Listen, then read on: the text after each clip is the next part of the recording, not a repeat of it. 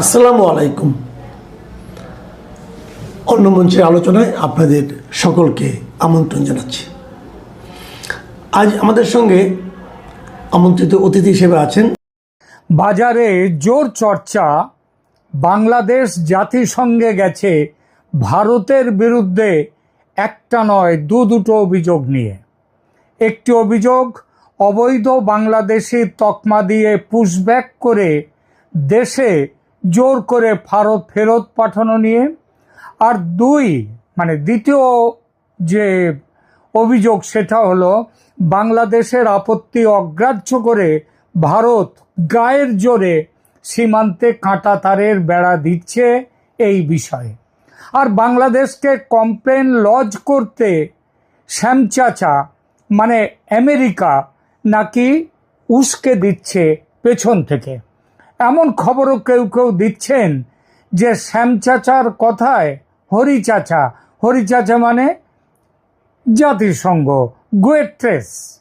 গুয়েট্রেস তিনি নাকি জোর করকে দিয়েছেন ভারতকে। আর সেই করকানি খেয়ে ভারত নাকি ভয়ে লেজ গুটিয়ে বসে গেছে, আর বেড়া দিচ্ছে না সীমান্তে। এরকম খবরও দু একটা ইউটিউবার তারা দিয়ে রেখেছেন, বাংলাদেশের বলা বাহুল্য তারা দিয়েছেন। তো এখনকার আলোচনা এই খবরটির সত্য অসত্য নিয়ে। বিষয়টা জটিল ও গুরুত্বপূর্ণ, তাই দয়া করে পুরোটা শুনবেন, শোনার পর কমেন্ট করবেন এবং চ্যানেলটি সাবস্ক্রাইব করে সঙ্গে থাকবেন। আগেই বলেছি, বাংলাদেশ জাতিসংঘে গিয়ে ভারতের বিরুদ্ধে অভিযোগ করেছে সীমান্তে কাঁটাতারের বেড়া দেয়া এবং ঘুষপেটিদের পুশব্যাক করা, এই নিয়ে অভিযোগ। কিন্তু আসলে ঘটনাটা কি, সত্যিটা কি? বাংলাদেশ সীমান্তে বেড়া নিয়ে নাকি পুশব্যাক নিয়ে ওই জাতিসংঘের মানবাধিকার যে কমিশন রয়েছে সেইখানটায় গিয়েছে বাংলাদেশ, সেটা একটু দেখা যাক। দেখুন, সীমান্তে বেড়া নিয়ে সমস্যা মেটাবার কাজ জাতিসংঘের মানবাধিকার কমিশনের এখতিয়ারেই পড়ে না। তাদের কাজ বড়জোর মানবাধিকার লঙ্ঘিত হচ্ছে কিনা সেটা দেখা। সেই হিসেবে বাংলাদেশ পুশব্যাক নিয়ে সেখানে যেতেই পারে, কিন্তু বেড়া দেয়া নিয়ে নয়। তবে এটা ঠিক, সীমান্ত বেড়া নিয়ে বাংলাদেশ তীব্র প্রতিবাদ জানাচ্ছে। কোথায় জানাচ্ছে? ভারতের কাছে। খবর আছে এই ব্যাপারে শ্যামচাচার দরবারেও গিয়েছিলেন খলিলুর মিয়া, বাংলাদেশের পররাষ্ট্রমন্ত্রী। তিনি সেখানে গিয়ে বলেছিলেন সীমান্তে কাঁটাতারের বেড়া দিলে বাংলাদেশ শেষ হয়ে যাবে, ভারত সীমান্তে চোরা কারবার বন্ধ হলে, মানব পাচার বন্ধ হলে বাংলাদেশের অর্থনীতিতে ধস নামবে। জবাব পেয়েছেন কি? ভারত আমাদের কথা শুনবে না, মোদি বড় জেদি, তোমরা বরং পুশব্যাক ব্যাপারটাই পার্শ্ব করো, আমরা তোমাদের পক্ষে গুতেরেসকে বলে দেব, তারপরেই বাংলাদেশের জাতিসংঘে যাত্রা। তাহলে দেখা গেল কি, বেড়া দেয়া নিয়ে কিছু হয়নি, মানে যায়নি। হয়েছে তো অনেক কিছু, কিন্তু যায়নি। আজকের এই ভিডিওতে আমরা খুঁজে বের করব এই খবরের বাস্তবতা, দেখব জাতিসংঘের হস্তক্ষেপ কতটুকু কার্যকর, আমেরিকার ভূমিকা কি, আর সব শেষে বাংলাদেশের জন্য সঠিক সমাধানটি কি। চলুন শুরু করা যাক। প্রথমে বুঝে নিই সীমান্তে বেড়া নিয়ে বিতর্কটা আসলে কি। বাংলাদেশ বলছে 1975 সালের চুক্তি অনুযায়ী নোম্যান্স ল্যান্ডে 150 গজের মধ্যে কোনো স্থায়ী নির্মাণ করা যাবে না। এটা 1975 সালের ভারত বাংলাদেশ যৌথ সীমান্ত নির্দেশাবলীর যে চুক্তি হয়েছিল তার মূল শর্ত। আর এই শর্ত অনুযায়ী 150 গজের মধ্যে প্রতিরক্ষা সম্পর্কিত বোঝায় এমন যে কোনো নির্মাণের বিষয়ে নিষেধাজ্ঞা রয়েছে। আবার বলি, কোন বিষয়ে নিষেধাজ্ঞা? 150 গজের মধ্যে প্রতিরক্ষার সম্পর্কিত বোঝায় এমন নির্মাণ নিষেধ রয়েছে। মানে 150 গজের বাইরে প্রতিরক্ষা দেয়াল দেয়া যাবে। এখন কথাটা হচ্ছে কাঁটাতারের বেড়া এটা কি স্থায়ী নির্মাণ বা স্থায়ী স্থাপনা বা প্রতিরক্ষা নির্মাণ? ভারত বলছে না, কাঁটাতারের বেড়া কোনো স্থায়ী নির্মাণ নয়, আর কাঁটাতারের বেড়া তার প্রতিরক্ষার উদ্দেশ্যেও দেয়া হচ্ছে না। মানে দেশকে রক্ষা করার উদ্দেশ্যে দেয়া হচ্ছে না, দেশের প্রতিরক্ষা যেটাকে বলে ডিফেন্স, সেই ডিফেন্স সেক্টরের ব্যাপার এটা নয়। তাহলে কি এটা? এটা হচ্ছে অবাধ যাতায়াত ও চোরাচালান বন্ধ করার উদ্দেশ্যে। এর মধ্যে প্রতিরক্ষাটা কোথায়? তাছাড়া সামান্য তো বেড়া, সেটা যদি স্থায়ী নির্মাণ হতো তাহলে বিজিবি আর তার দেশওয়ালি ভাইরা মানে বাংলাদেশিরা মিলে এক রাতে 80 কিলোমিটার তার কেটে ফেলতে পারতো ফেলতে? বলুন, যদি স্থায়ী নির্মাণ হতো। 1-8 কিলোমিটার নয়, একটু আধটু নয়, 80 কিলোমিটার তার, এবং এমন নিঃশব্দে কেটেছে যে ভারতের বিএসএফ, সেদিন একটু বৃষ্টি বৃষ্টি ছিল, তো ভারতের বিএসএফ সেটা বুঝতেই পারেনি। তাহলে সেটা কীরকম স্থায়ী নির্মাণ হয় ভেবে দেখুন। ভারত বলছে সীমান্ত এলাকা অপরাধ মুক্ত করতেই কাঁটাতারের বেড়া দেয়া হচ্ছে, অনুপ্রবেশ, চোরা কারবারি, মানব পাচার রোধ করতে বেড়া প্রয়োজন। এটি ভারতের নিজের নিরাপত্তা স্বার্থ। কোন নিরাপত্তা? সেটা হচ্ছে অর্থনৈতিক যে সমস্ত ব্যাপার ট্যাপার থাকে, অর্থাৎ বাংলাদেশ থেকে আসবে লোকজন এখানে, তাদেরকে যাতে আটকে রাখা যায়, তার জন্য, যাতে তারা সহজে না আসতে পারে, তার জন্যে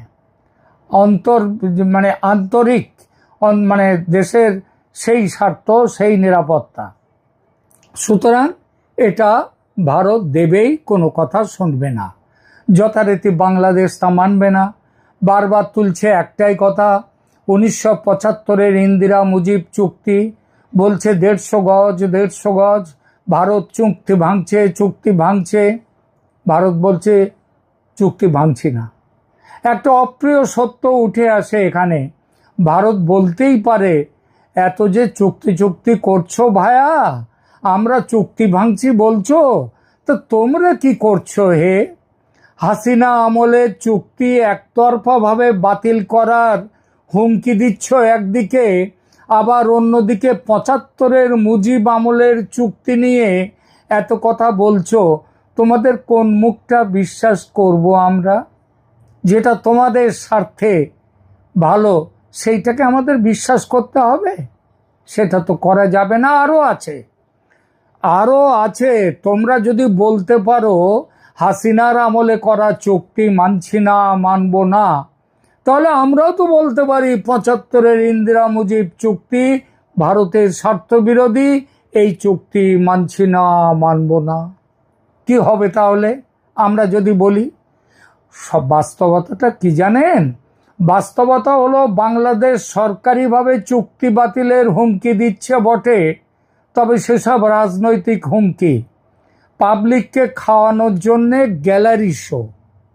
আসলে জানে ভারতের সঙ্গে চুক্তি ভাঙতে গেলে সর্বনাশ।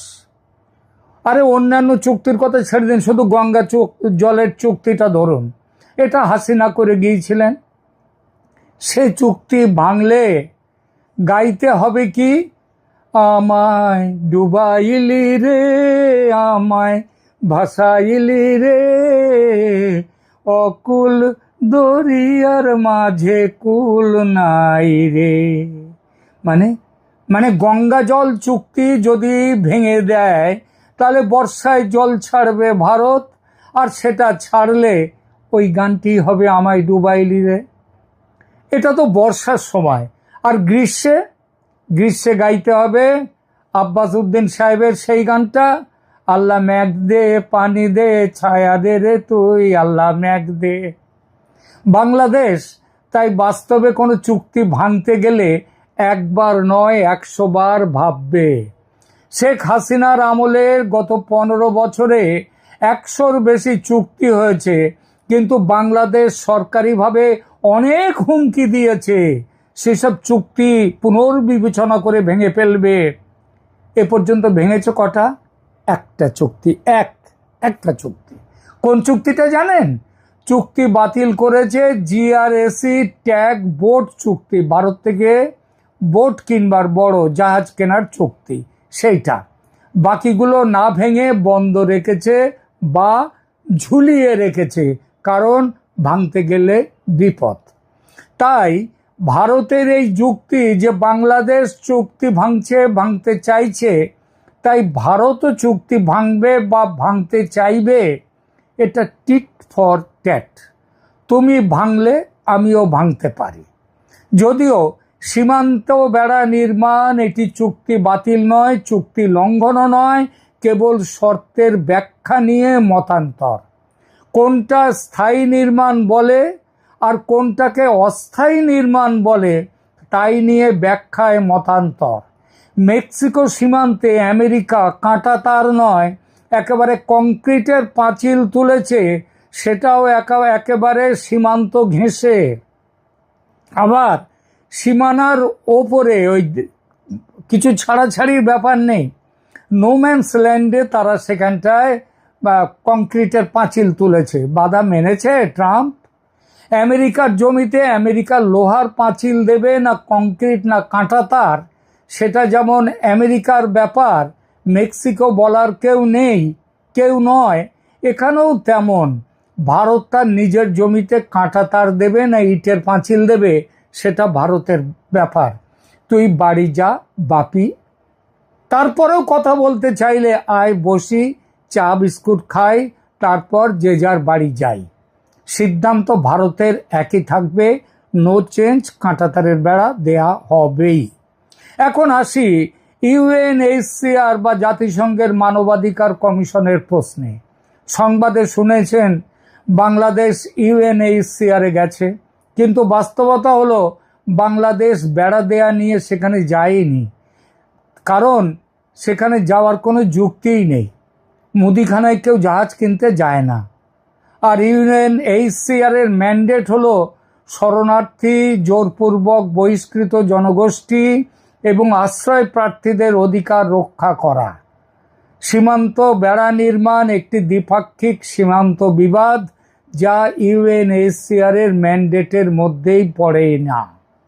সীমান্ত বেড়া নির্মাণে শরণার্থী তৈরি হয় না, তাই ইউএনএইচসিআর এর সাথে এটি সরাসরি সম্পর্কিত নয়। তবে হ্যাঁ, পুশব্যাক নিয়ে এটা তাদের এখতিয়ার, এটা মানবাধিকার ইস্যু। অনুপ্রবেশকারীদের ফেরত পাঠানো, পুশব্যাক করা, এটা মানবাধিকারের প্রশ্ন। তাই বাংলাদেশ যদি কোথাও গিয়ে থাকে, তবে সেটা ওই মানবাধিকার কমিশনে, সেখানে পুশব্যাক নিয়ে বড় জোর যেতে পারে। এখন আসি আমেরিকার ভূমিকায়, কারণ কথা আসছে যে আমেরিকা বাংলাদেশকে পেছন থেকে মদত দিচ্ছে। সেই মদতের অন্য কি কারণ, সে ব্যাখ্যা আলাদা, সেটা আপনারাও অনেকে জানেন। গোপন চুক্তি টুক্তি অনেক আছে, তো সুতরাং একটু তো কথা বলতেই হয় তার হয়ে। আমেরিকা নাকি তাই উস্কে দিচ্ছে বাংলাদেশকে, যাও জাতিসংঘে যাও। কিন্তু বাস্তবতা হলো 2 বছর আগে ট্রাম্প সাহেব নিজেই হাতে পায়ে শিকল বেঁধে দেশে দেশে অনুপ্রবেশকারীদের ফেরত পাঠিয়েছেন। ট্রাম্পের আমলে কি অনুপ্রবেশকারীদের পুশব্যাক করা হয়নি? হয়েছে, সবাই জানি। মেক্সিকো সীমান্তে ট্রাম্প কতটা কঠোর ছিলেন সবাই জানেন। মেক্সিকো থেকে, ভারত থেকে, বাংলাদেশ থেকে, পাকিস্তান থেকে অনুপ্রবেশকারীদের হাতে পায়ে শিকল বেঁধে পাঠানো হয়েছে, এটাও পুশব্যাক। আর সে পুশব্যাক করেছে খোদ আমেরিকা। বাংলাদেশ ভারতের ব্যাপারে কোন মুখে বলতে যাবে তারা মশাই? হ্যাঁ, আগে নিজের পেছনটা তো দেখো। তাই আমেরিকা পেছনে খেলতে পারে, সামনে নয়, কারণ আমেরিকার নিজেরই সীমান্ত নীতি আছে, কঠোর নীতি, পুশব্যাক নীতি। অনুপ্রবেশকারীদের ফেরত পাঠানো, পুশব্যাক করা, আমেরিকা নিজেই সেই নীতি পালন করছে। সে কি করে বলবে ভারতকে তোমরা এটা করো না? তাই আমেরিকা বাংলাদেশকে উস্কে দিচ্ছে, এটা হতে পারে, কিন্তু আমেরিকা নিজেই যেহেতু একই কাজ করেছে এবং করছে, তাই পেছনে সহানুভূতি দেখাবে, সামনে চুপ। এবার আসি জাতিসংঘের ক্ষমতা কতটা, সেটা একটু দেখা যায়। জাতিসংঘের নিরাপত্তা পরিষদ, সেটা তো মানবাধিকার কমিশনের অনেক ওপরে, তারই বা ক্ষমতা কতটুকু? জাতিসংঘ কি জানেন? জাতিসংঘ হচ্ছে শক্তের ভক্ত, নরমের জম। আর নরমের জম হলে, নরম হলে কি হয়? বিড়াল সামান্য সেও নরম মাটিতে আঁচড় কাটে, মাটি শক্ত হলে বিড়াল হাওয়া। এর আগে আমেরিকা, চীন, রাশিয়া তুড়ি মেরে উড়িয়ে দিয়েছে জাতিসংঘের আদেশ। হ্যাঁ, বাস্তবতা হলো আমেরিকা ইরাক যুদ্ধে ইউএন সিকিউরিটি কাউন্সিলের নির্দেশ মানেনি। চীন তিব্বত, হংকং এই সমস্ত নিয়ে যে আদেশ দিয়েছে, নির্দেশ দিয়েছে জাতিসংঘ, চীন মানেনি। ইউক্রেন নিয়ে ইউনাইটেড নেশন সিকিউরিটি কাউন্সিল যে রেজলিউশন করেছে, রাশিয়া সেটা মানেনি। এরা কেউ মানেনি, আর ভারত মানবে? ভারত পাত্তা দেবে না নিশ্চিতভাবে, কারণ ইউএনএসসির 5টি স্থায়ী সদস্য দেশ আছে: আমেরিকা, চীন, রাশিয়া, যুক্তরাজ্য, ইংল্যান্ড আর ফ্রান্স। এদের মধ্যে রাশিয়া আর ফ্রান্স তো, কিংবা যে কেউ একজন ভেটো দিলেই এটা অর্থহীন হয়ে যাবে। জাতিসংঘের ক্ষমতা তাত্ত্বিকভাবে আছে, কিন্তু বাস্তবে কার্যকর একেবারে বুড়ো আঙ্গুল, কলা। অন্তত ভারতের ক্ষেত্রে তো বটেই, কারণ ভারত একটি বড় অর্থনীতি, আন্তর্জাতিকভাবে শক্তিশালী দেশ।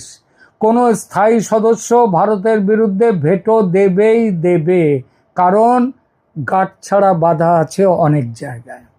তাহলে নিট রেজাল্ট কি দাঁড়ালো? বাংলাদেশ কি কিছুই পাবে না? ঠিক তাই, কিছু পাবে না। বাস্তবতা হলো জাতিসংঘে গিয়ে বাংলাদেশ শুধু মুখ পোড়াবে, তার বেশি কিছু পাবে না। কেন? কারণ জাতিসংঘের নির্দেশ ভারত মানবে না। জাতিসংঘের নিরাপত্তা পরিষদ শাস্তিমূলক ব্যবস্থা নিতে পারে, কিন্তু তা কার্যকর হবে না। যে কেউ ভেটো দিয়ে দেবে, আর ভারত ভেটো না দিলেও ভারত মানবে না। কি করবে জাতিসংঘ? তাই জাতিসংঘে যাওয়া সময় নষ্ট, পরিশ্রম বেকার। বাংলাদেশের জন্য সোজা কথাটা হলো, এদিক সেদিক ঘোরাঘুরি না করে বাপু আলোচনায় বসো ভারতের সঙ্গে, হাতে পায়ে ধরে পরিস্থিতি সহজ করে নাও। কি করে পুশব্যাক পরিস্থিতি সহজ হতে পারে? আমি বলেছি, অটল বিহারী বাজপেয়ী যখন প্রধানমন্ত্রী ছিলেন 2001 সালে তিনি একটি কমিশন বসিয়েছিলেন, মাধবগড় বলে কমিশন। সেই কমিশন সুপারিশ করেছিল যে বাংলাদেশ থেকে যারা আসছেন তাদেরকে ওয়ার্ক পারমিট দিয়ে নির্দিষ্ট সময়ের জন্য এখানে রাখা যায়, কাজ শেষ হয়ে গেলে তারা দেশে ফিরে যাবেন। তারা দেশের ভারতের নাগরিকত্বও পাবেন না, তারা শ্রমিক হিসেবে আসবেন, যেমনভাবে আজকে পৃথিবীর অন্যান্য দেশে বাংলাদেশিরা যায় তেমন। তো সেটা করে নিলে হতো ভালো, সেই ব্যাপারটা করে নেওয়ার চেষ্টা করুক বাংলাদেশের সরকার। বাংলাদেশের জন্য এটাই সমাধান, সঠিক আলোচনা। দুই দেশের মধ্যে দ্বিপক্ষীয় আলোচনার উপরে কিছু নেই। অবশ্য এখন আর বন্ধু দেশ আছে কিনা বাংলাদেশ, ভারতের বন্ধু কিনা সেটা নেই, যথেষ্ট তর্কের অবকাশ আছে। তবু ধরে নিলাম না সেটা বন্ধুত্ব রয়েছে। সীমান্ত কর্তৃপক্ষের যৌথ কমিটি নিয়ে আলোচনা হোক। এই 8 তারিখে বসছে দু দেশের বিজিবি আর বিএসএফ যৌথ কমিটি, সেখানটায় আলোচনা হোক। ওখানে গিয়ে ওই জাতিসংঘে গিয়ে কোনো লাভ নেই। আলোচনায় বসে যতটুকু ছাড় পাও তাই নাও বাপু, অনুরোধ উপরোধ করে যতটুকু ছাড় পাও তাই নিয়ে খুশি থাকো। কারণ জাতিসংঘে গিয়ে কিচ্ছু পাওয়া যাবে না, সোজা কথা। তাই ঘোরাঘুরি না করে সরাসরি আলোচনায় বসো ভারতের সঙ্গে।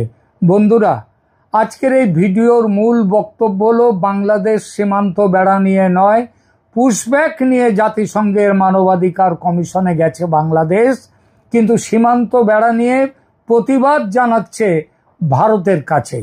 কিন্তু জাতিসংঘে গিয়ে কিছুই পাওয়া যাবে না, সেটা তো বলেই দিলাম। আর তাহলে এবার বাংলাদেশের জন্য সোজা কথা, আলোচনায় বসো ভারতের সঙ্গে। চীন আর পাকিস্তানের সঙ্গে প্রেমটা একটু কমিয়ে ভারতের স্বার্থের দিকে দেখো। কারণ তুমি শুধু নেবে, দেবে না কিছুই, আমি নেব দেব না কিছুই, এটা কোনো আলোচনা, কোনো মধ্যস্থতা, তার কোনো এটাই কোনো রাস্তা আসে না, এটা হয় না। এটাই বাস্তববাদী পথ। তারেক রহমান, আপনাকে 6 মাসের সময় নিয়ে আপনাকে বসতে দেয়া হয়েছে। 4র্থ মাস চলছে, 2 মাসের মধ্যেই আপনার পাত্তাড়ি গোটাতে হবে যদি ভারতের সাথে সম্পর্ক ঠিক করতে না পারেন। যদি চীন এবং পাকিস্তানের কোলে গিয়ে বসে পড়েন, তাহলে আপনার আয়ু কিন্তু আর 2 মাস। মাথায় রাখবেন। ধন্যবাদ।